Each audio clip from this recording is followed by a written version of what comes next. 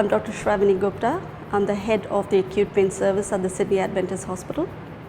So acute pain, and there is another type of pain called chronic pain. They are quite different in the way we perceive them, the duration of action, and also in the way various organ systems in the body, especially the brain, react to each of them.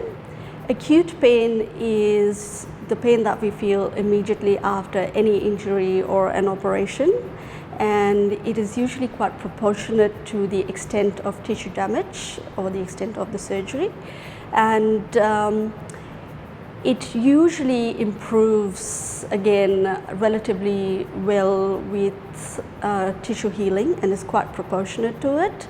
It responds quite well to over-the-counter medications such as Panadol, Nurofen, Voltaren, and requires heavier medications like oral and intravenous opioids for a very short period.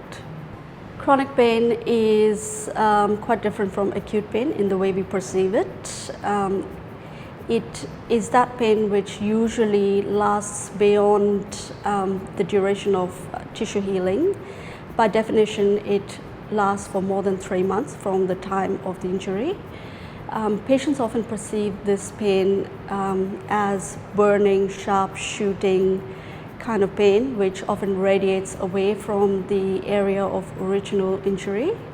And chronic pain is often related to something that we call neuropathic pain or nerve pain, and the treatment for this is medications that specifically target the receptors responsible for nerve pain rather than opioids.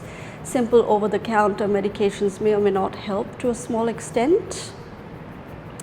There are also some other qualities of this chronic pain, and one of them is hyperalgesia, which means there is a heightened response to pain. The pain that the brain perceives is a lot more than the original stimulus, and also something called allodynia, which is where even a simple touch can be perceived as painful. There are a number of centers in the brain which undergo various complex anatomical and structural changes and chemical changes as well, and these centers often talk to each other, and that is why we often see patients with chronic pain who have a change in their psychological or mental status, and they can have symptoms such as low mood, irritability, or even depression in the long run. So one of the goals of good acute pain management is to catch it early and prevent its transition to chronic pain. And if patients feel that they have any symptoms of chronic pain, or the pain is simply nagging and not going away, they must touch base with their GP as soon as they feel so. And it is quite useful to see a pain specialist early rather than late.